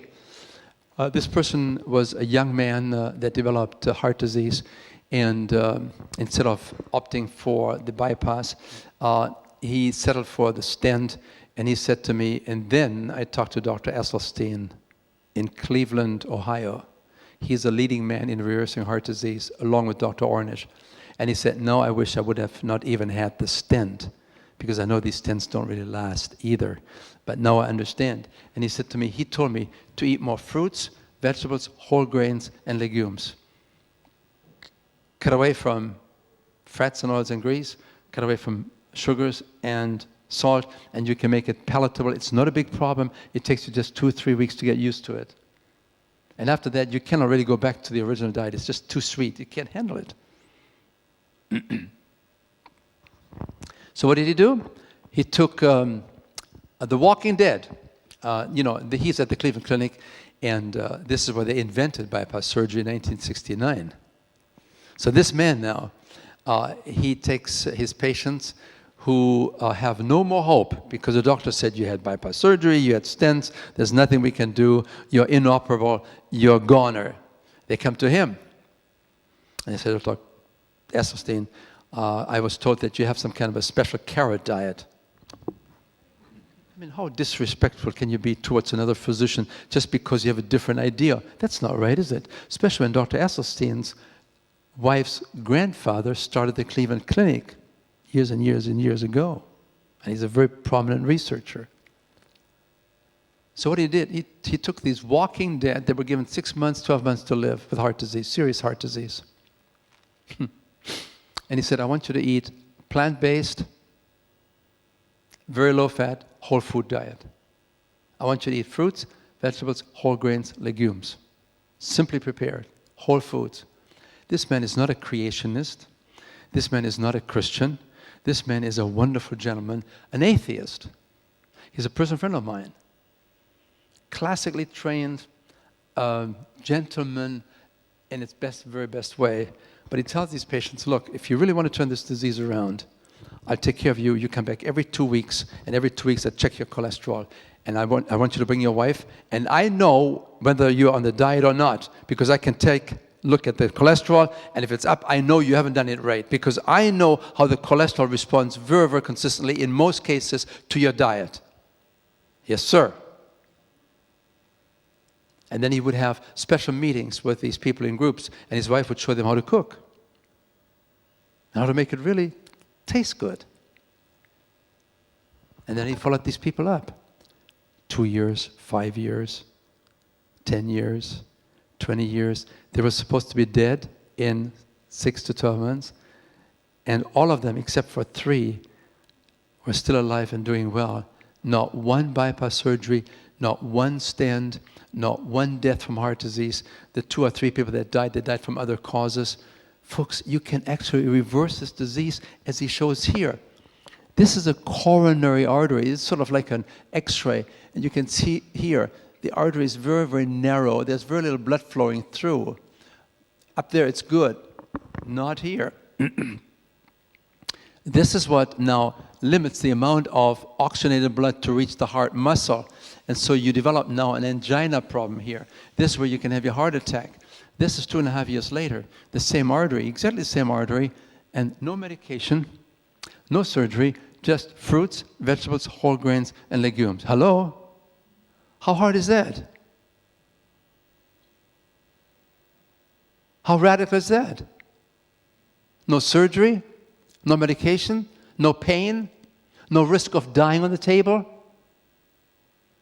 And you save money to boot. When you move in this kind of a diet to a program, you reduce your food bill by 35 to 45%. I mean, it's a win-win-win. And the animals will send you a thank you note because they've changed your lifestyle. How did you lose so much weight? What kind of diet are you on? Well, the short answer is I went on essentially a plant-based diet. I live on beans, legumes, vegetables, fruit, no dairy, and it changed my whole metabolism, and I lost 24 pounds, and I got back to basically what I weighed in high school. But I did it for a different reason. I wanted to lose a little weight, but I didn't dream this would happen. I did it because after I had this stent put in, I realized that even though it happens quite often that after you have bypasses, you lose the veins because they're thinner and weaker than arteries. The truth is that it clogged up, which means that the cholesterol was still causing buildup in my vein that was part of my bypass. And thank God I could take the stents. I don't want it to happen again. So I did all this research, and I saw that 82% of the people since 1986 who have gone on a plant-based, no dairy, no meat of any kind, no chicken, turkey, if you can do it, 82% of the people who've done that have begun to heal themselves. Their arterial blockage cleans up. The calcium deposit around their heart breaks up. This movement has been led by a doctor named Caldwell Esselstyn at the Cleveland Clinic, Dean Ornish, whom you know, out in California, the doctors Campbell, father and son, who wrote the China study, and a handful of others. But we now have 25 years of evidence. And so I thought, well, since I need to lose a little weight for Chelsea's wedding, I'll become part of this experiment. I'll see if I can be one of those that can have a self-clearing mechanism. Did you hear that? A self-clearing mechanism. Do you know what that means? It means of what we have known all along. The body is in a default position. The body always wants to heal itself if you give it a chance. But you cannot do it by staying on the Western diet. You cannot do it by being an unkind person. You cannot do it by sitting on your couch and watching television 5-6 hours. You got to get enough sleep. You got to be this kind of a person. And as you move in that direction, self-clearing mechanism. Now, this president that we had was an Oxford scholar. He was a very bright man. He knew what he was doing. And he became a totally committed person to the Esselstyn and Campbell program. That means fruits, vegetables, legumes, whole grains, lots of water, simple foods. That was many years ago. Clinton is still around, still looking slender. So I want to spend a few moments now on reversing diabetes. Diabetes is one of the fastest growing chronic diseases in Western society. The moment you are obese, you are in danger of becoming a pre-diabetic. Once you're pre-diabetic and you're obese, the chances are that within 3 years, 30% of you will become full-blown diabetics. So you can turn this thing around if you're willing to make some changes. This is going back just so that you know that it's not just something that we recently discovered. We've known this since 1927. I'll give you a study here in 1955. Dr. Singh took 80 patients on insulin, diabetics, and he gave them an 11% natural whole food diet. 11% fat, right? What did Ornish do? What was it? 7% fat, right? So this is now a very low-fat diet, very, very low-fat diet. No added oils. Keep the fat down as much as possible. So he tried this diet, very low-fat, natural whole food diet. 50 out of 80 diabetics on insulin were off insulin in 6 weeks. Do you remember I said to you earlier that within 3 to 4 days, your physician will tell you that he needs to reduce your insulin if you're on insulin and you're following the CHIP program? Within 3 to 4 days. It's that powerful. Food as medicine, we have underestimated it. We as a church are sitting on a gold mine. We as a church can bless the world because we have known this since 1863, but we have sort of not always carried it through all the way. We have slithered into the secularization in our culture towards a total American Australian diet. Moreover, so this is 50 out of 80 were off insulin.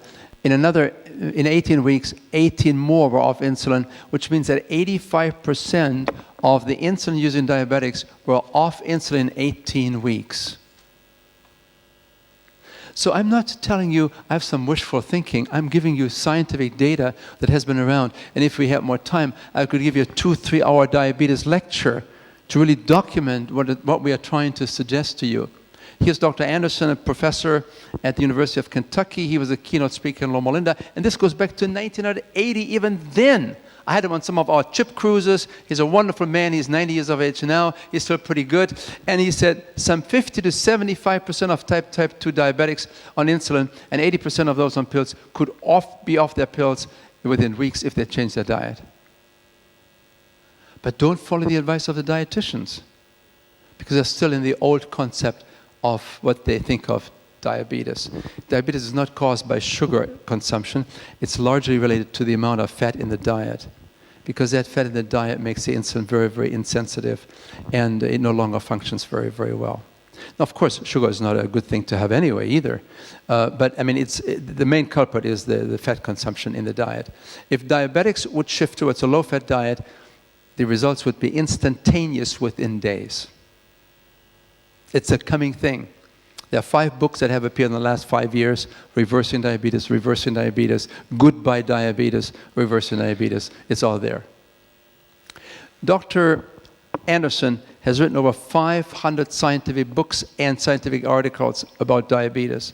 He's a world authority. He said we could reverse diabetes in most cases if we would go on a simple diet. So there's CHIP. This is how you need to advertise. Get a special grant from sanitarium. Put some big signs up that people see.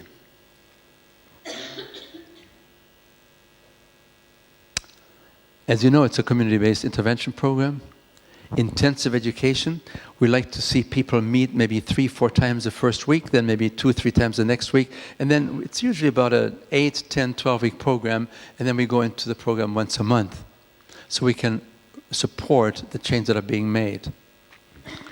So it's intensive education in groups. We set goals. You can decide what you want to do. You can decide how far you want to go with your diet. This is all up to you. We also teach you skills that need to be acquired. How do you prepare a good breakfast? How do you get 7-grain cereal? Where do you find it in the store? We do these kind of things. And we use it in corporations. There's some corporations that have 60,000 people that said, we want to go full-time, full-bore CHIP programs to reduce cost, medical cost, and have healthier employees. It can be in cultural situations, in community centers, and of course also it can run in churches. We have run it in Catholic churches, we have run it in Baptist churches, but the most programs we have run usually in Adventist churches, because the Adventists have a historic DNA since 1863. And it comes from a higher authority. Are you with me?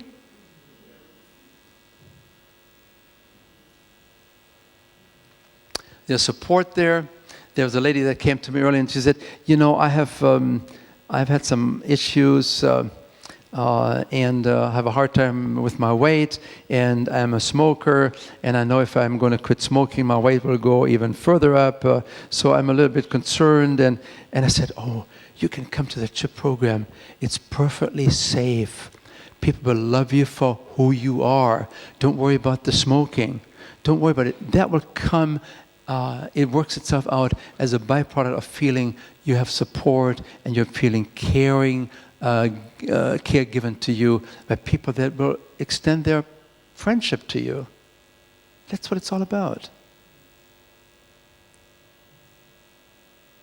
A great opportunity to help people to learn to trust people again.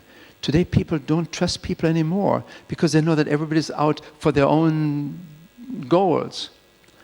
Let them come to an Adventist church. Let them come to Gosford Church. And let them see what the people are like here.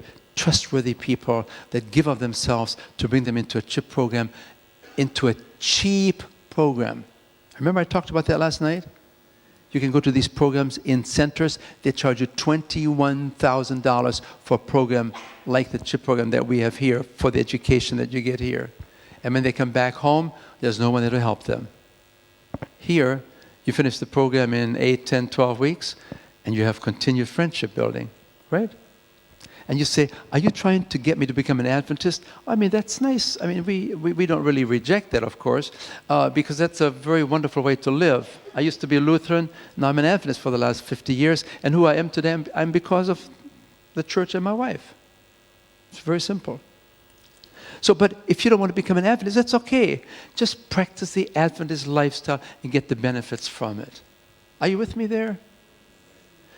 We need to be the nicest and the most courteous people that have ever walked the earth as health reformers. We're not the food police. We don't get close to a person and to see, are they smokers? No, it doesn't matter. They're already struggling with it. They're going to do it. Just give them a little time. Let them know they're valued. Give them some work to do within the Adventist CHIP group. You know, let them greet the people at the door. Make them feel comfortable. Give them a nice name tag. It says, CHIP volunteer staff. And they feel so proud. Yes, I'm on the staff of the CHIP program. I'm a CHIP graduate. I took it 2 years ago, and I'm a different person. You see? I lost 60 pounds or 60 kilos, whatever it is. I mean, self-esteem. Powerful. People want to feel respected. So here's the Adventist, the diabetes program that we have run. This is a CHIP program. We had 525 diabetics in the program, and this is now 30 days later, there are only 301 diabetics. What happened to these 224 diabetics. What happened to them? What happened? What happened to them? They're following the program, and they're only 301. Before it was 325. You can measure the blood sugars. Oh, they're only 301 now. I gave that presentation to a group of physicians. They said, oh, they must have all died. And it was supposed to be a joke. But it also reflects the fact that physicians have very little belief that you can reverse diabetes. Here it is, 30 days. 40% no longer diabetics according to the blood sugar levels. 40% in a CHIP program. Now when you go to these live-in centers, they give you all the food that is being prescribed for them. They don't eat out, they're locked up. I mean, it's a beautiful place. And they spent $21,000. They're not going to go out and live it up. No, they want to get healthy. Here, you go to a CHIP program, and you have Darren Morton give a lecture, one of these fabulous lectures that he gives on videos there, and maybe you get upset with Darren, and you want to rebel, and I said, tonight I'm going to go to McDonald's just to be a rebel. We have no control over that, what you folks do after you have been to the lecture here. But in spite of these opportunities, in spite of that possibility where you could actually do anything you want to eat, look, 40% of those in the diabetic range, 30 days later, were no longer diabetics. The teaching in the CHIP program is so powerful. It's scientifically based. It's not just an opinion piece and some clever guy giving some lecture or something. No. This is a ministry. This is trying to help people. Here you see cholesterol levels. We had 126 people in this category here. Cholesterol dropped 20% in just 30 days. Here we have high blood pressure. These people have high blood pressure. Over 100, there were 210 of these. After 30 days, only 69. What happened to the other 100 and, you figure it out, 40, 150? You see, right there, 67% of those in the high diastolic blood pressure range were no longer hypertensive within 30 days. What did they do? They began to lose weight, they began to walk, they cut their salt intake, the blood thickness lessened. Because you can change the viscosity, the thickness of the blood within a week or 2 weeks. And so the blood can get easier through these narrowed arteries and give the body a chance to begin to heal itself. So, recommendations.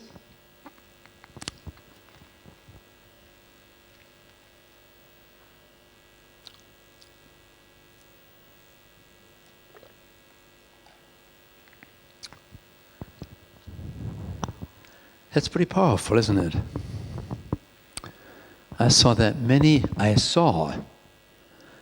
were sickly among the church members. They had made themselves so by indulging their appetite. If we wish good health, we must take special care of our health that God has given us. Deny the unhealthy appetite. Develop some discipline. It comes, you get stronger. Yes, I know you make baby steps and you crash and you make a mistake and it's okay, but you make baby steps and you get stronger every day. Eat less refined food. Instead, this woman wrote, she had a grade 3 education, mind you. She wrote more books than any female writer in the history of the world. Over 100,000 pages of high quality, scientifically based material. She said, instead, eat coarse food. What does coarse food mean? What does that mean? Oh, high fiber food, right? Fiber was only discovered in 1970. This was done probably 100 years earlier. How did she know? Eat coarse food, free from grease. Sounds just like Esselstyn. I beg your pardon?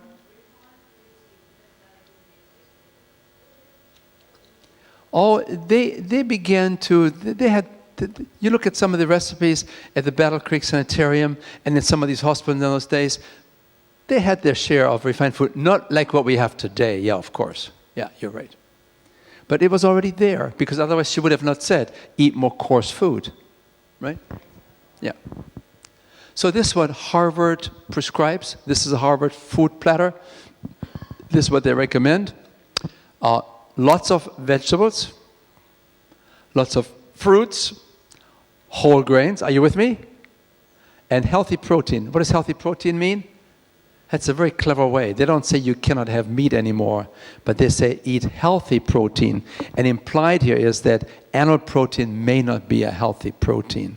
Okay, that means eat more beans and legumes in general, more lentils, these kind of foods. Eat more potatoes, eat more grains, because they're all pretty good in protein.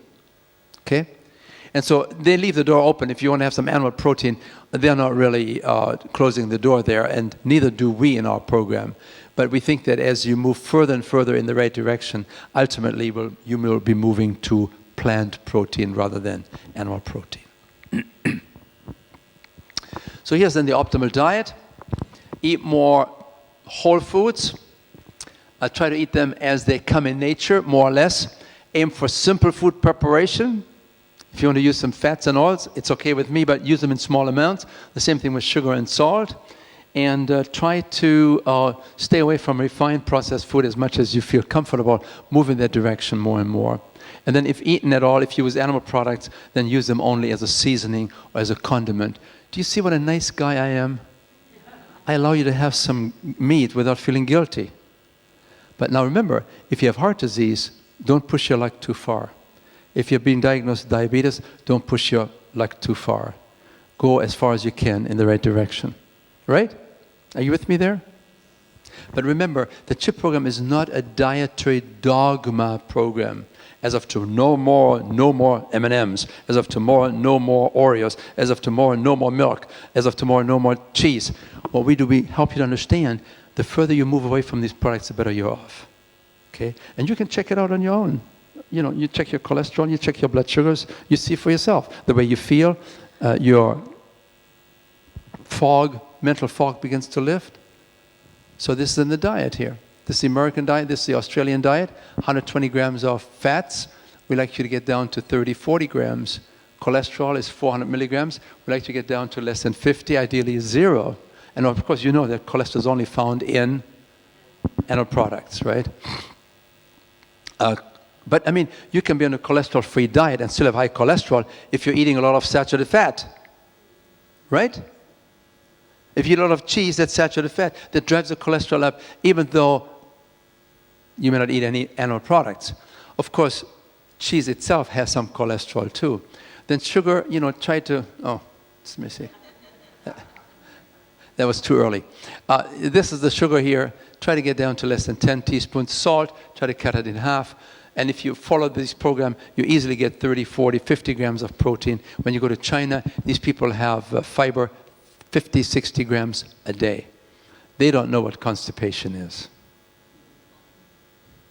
I go to some retirement homes, and I see a big calendar on the wall. And on Thursday, there's a big red X. And I asked the lady, she's 80-some years of age, I said, something happened, didn't it? Oh, yeah, she said. I had a bowel movement. I said, how many bowel movements do you have? Oh, I usually have one. I'm always very happy when I get one a week. So the doctor put me on some special laxatives. And I sit there and I said to myself, if you would just increase your fiber in your diet, and you drink your 8 to 10 glasses of water a day, you would never have to sit there for hours and try to read the whole Reader's Digest from cover to cover and to produce a measly little pebble there. No, you would have a large, well, not enough, okay. So this is then the kind of new cow that we recommend. This cow was published in Amtrak. Amtrak, that's the American railroad system. They're pushing an awareness in terms of moving more towards green acres. This is a new cow that they recommend to their readers. Look at this.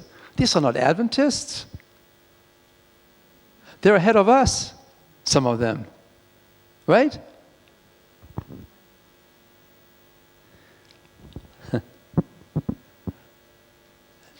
So I recommend this as a new cow. And someone always comes to me after and said, that's not a cow.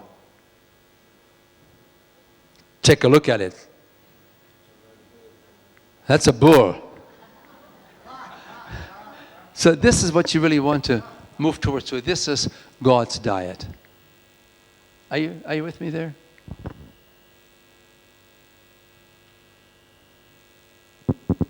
So why do you want to change?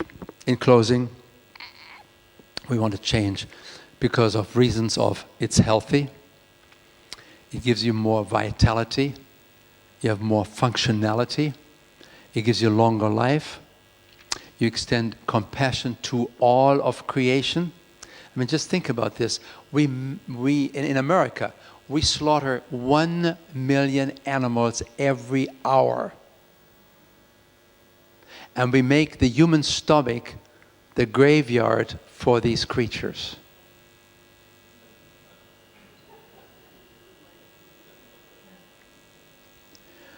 We could talk about ethics. You have drought here. If somehow we could just help the population to say we all want to focus, just as an experiment, on meatless Mondays. If everybody could be not forced, but encouraged or inspired to go Monday meatless, the whole nation, 32 million people, you wouldn't have to worry so much about saving water because you save all the water that you don't use anymore for feeding those animals, and the crop that is devoured will be devoured by these animals. It's powerful. So there are ethical reasons, there are world hunger reasons. You can grow much more food on an acre of land when you have potatoes than if you put obviously animals on that. We also think there's a direct association with climate change, the economy and sustainability. We talked about that yesterday a little bit.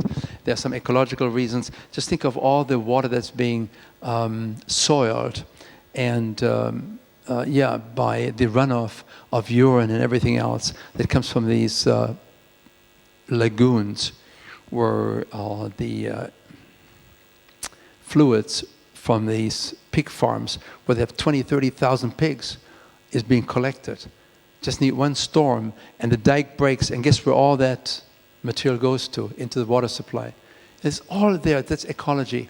And therefore, considering a more optimal diet characterized by an abundance of foods as grown, plant-based, whole foods, is a very responsible and intelligent choice. That's what intelligent people do today. They move in this direction. They begin to understand that we are in planetary survival mode.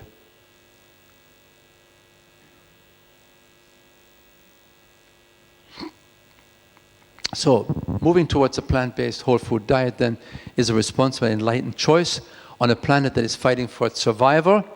And this is what we recommend. This is the typical American Australian diet: meats, dairy, egg, processed foods, alcohol and caffeine. Am I right here? Okay, this is in red. And when you look up there, this is the worst health outcome. This is where you have all the chronic disease that are right here at the highest level with these kind of foods. And then when you come to this one here, now you look at fruits and vegetables, whole grains, legumes, some nuts and seeds, and lots of water. Get into an exercise program, be a nice person, get enough sleep. Here you have health being restored. Providing a clearing mechanism to helping the body to heal itself. Clinton. Remember? Now, if you feel that you cannot go from here to there, well then why don't you just get on the wagon and begin to cut back on these foods?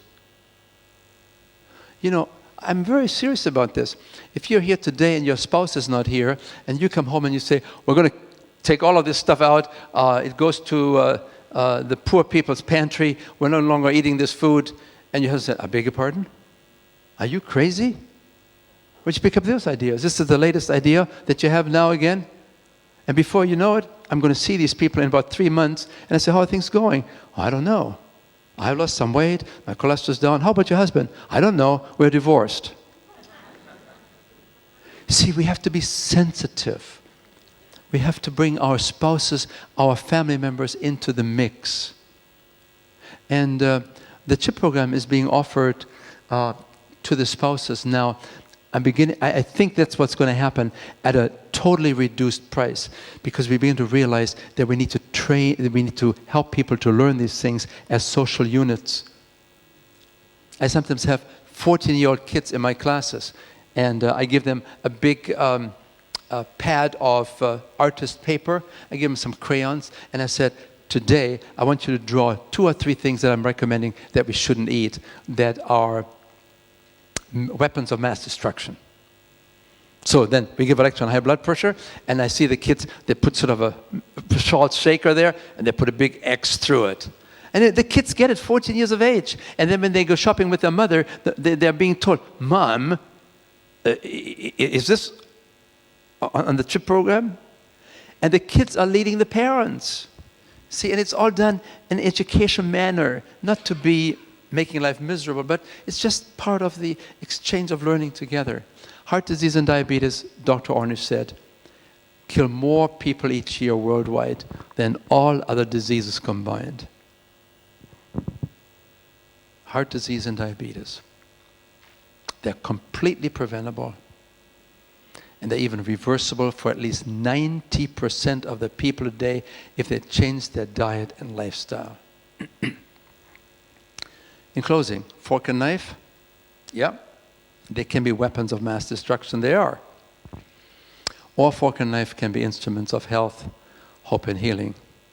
It all depends on the decisions that you make.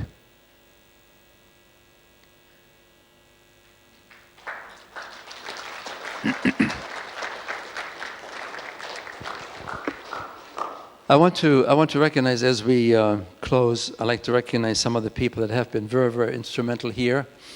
There is Bruce and Lai Johnson. They have been very, very involved in working behind the scenes, in providing some mentoring to some of the people. There are people like Kathy Brady. Is she here, Kathy? Yeah, thank you. And Linda Clutie, is she here? Yeah. Back there, yeah, very good. And Leonard Bolst, Leonard, of course, you are one of the special leaders that was on the stage yesterday, last night. I appreciate the fine group that we had there. I was very, very encouraged. And then there's also Carl Charlton. Yeah, thank you very much for your leadership and for being the people that don't become these,